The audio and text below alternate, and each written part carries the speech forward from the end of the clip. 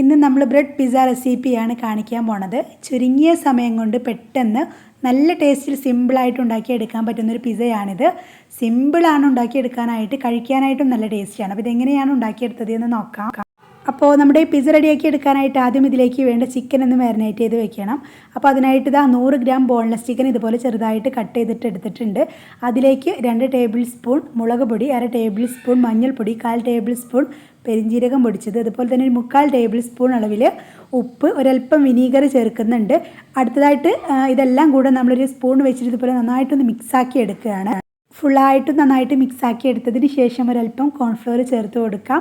നമ്മളിപ്പോൾ 2 table spoon cornflour ആണ് ചേർക്കുന്നത്. ശേഷം ഇതുപോലെ നന്നായിട്ട് മിക്സാക്കി എടുത്തതിന് ശേഷം നമുക്കിത് ഫ്രൈ ആക്കി എടുക്കാൻ വേണ്ടിയിട്ട് തുടങ്ങാം.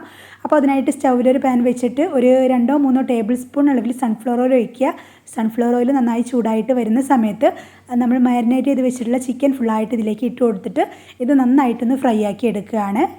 ഇനി നമ്മുടെ പിസ്സയിലേക്ക് വേണ്ട ബ്രെഡ് മുക്കിയെടുക്കാനുള്ളൊരു ബാറ്റർ റെഡിയാക്കിയിട്ട് എടുക്കാനുണ്ട്.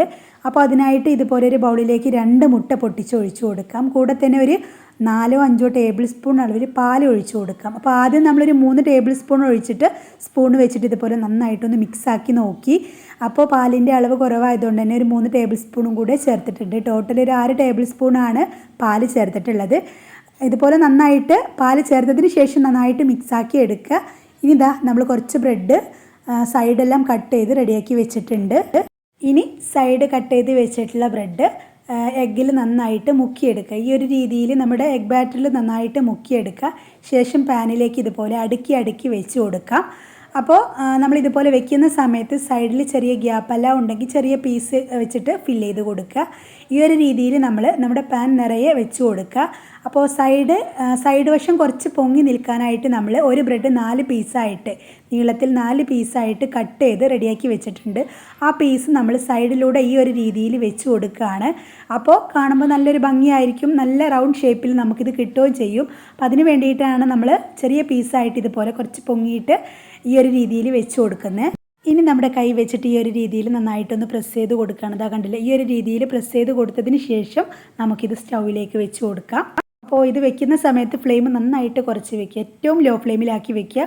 ഒരു 4-5 മിനിറ്റ് ആകുമ്പോഴേക്കും ഇത് നന്നായിട്ട് കുക്കായി വരും. അപ്പോൾ ആ സമയം കൊണ്ട് നമുക്കിതിലേക്ക് വേണ്ട ഒരു സോസ് റെഡിയാക്കി എടുക്കാനുണ്ട്. അപ്പോൾ അതിനായിട്ട് ഇതുപോലെ ഒരു ബൗളിൽ നമ്മളൊരൽപ്പം ടൊമാറ്റോ സോസ് എടുത്തിട്ടുണ്ട്. ഒരു 4-5 ടേബിൾ സ്പൂൺ ടൊമാറ്റോ സോസ് എടുക്കുക. അതിലേക്ക് 1 ടേബിൾ സ്പൂൺ ഒറിഗാനോ ചേർക്കുക. ശേഷം ഇതുപോലെ നന്നായിട്ട് മിക്സ് ചെയ്യുക.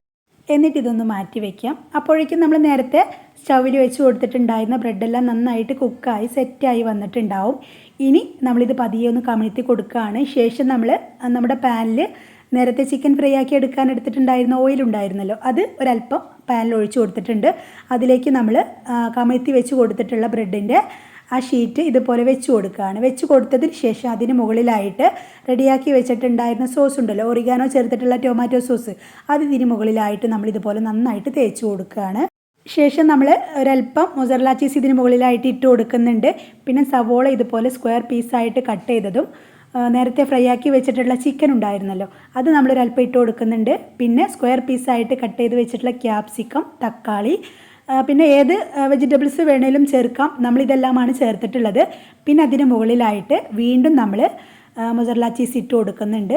പിന്നെ ക്യാപ്സിക്കം നീളത്തിൽ കട്ട് ചെയ്തിട്ട് ഇട്ട് കൊടുക്കുന്നുണ്ട്. തക്കാളി നീളത്തിൽ കട്ട് ചെയ്തിട്ട് ഇട്ട് കൊടുക്കുന്നുണ്ട്. ഇതെല്ലാം നിങ്ങളുടെ ഇഷ്ടത്തിനനുസരിച്ച് ചെയ്യാം. നമ്മളിപ്പോൾ ഈ ഒരു രീതിയിലാണ് വെച്ച് കൊടുക്കുന്നത്. അതുപോലെ തന്നെ സവോള നീളത്തിൽ കട്ട് ചെയ്തിട്ടും വെച്ച് കൊടുക്കുന്നുണ്ട്. ഇനി നമ്മൾ ഒരടപ്പ് വെച്ചിട്ട് അടച്ച് വെച്ച് കൊടുക്കുകയാണ് ചെയ്യുന്നത്. എന്നിട്ട് മുകൾ വശത്തുള്ള നമ്മുടെ ചീസ് മെൽറ്റാൻ വേണ്ടിയിട്ട് ഒരു ദോശക്കല്ല് നമ്മൾ സ്റ്റൗവിൽ വെച്ച് നല്ല ഹൈ ഫ്ലെയിമിലിട്ട് 2-3 മിനിറ്റ് ചൂടാക്കിയെടുക്കുക. ചൂടാക്കിയെടുത്തതിന് ശേഷം ആ ദോശക്കല്ല് നമ്മൾ ഈ അടപ്പിന് മുകളിലായിട്ട് വെച്ച് കൊടുക്കുകയാണ്. ഒരു 2-3 മിനിറ്റ് വെക്കുക. ഒരു 2-3 മിനിറ്റ് കഴിഞ്ഞതിന് ശേഷം എടുത്ത് മാറ്റാം. അപ്പോഴേക്കും നമ്മുടെ ചീസെല്ലാം നന്നായിട്ട് മെൽറ്റായി സെറ്റായി റെഡിയായി വന്നിട്ടുണ്ടാവും. ഇപ്പോൾ നമ്മുടെ ചീസെല്ലാം നന്നായിട്ട് മെൽറ്റായി പിസ്സ റെഡിയായി വന്നിട്ടുണ്ട്. ഇനി നമുക്കിത് കട്ട് ചെയ്ത് സെർവ് ചെയ്യാം. അപ്പോൾ ഇത്രയേ ഉള്ളൂ. എല്ലാവരും ഒന്ന് ട്രൈ ചെയ്ത് നോക്കുക.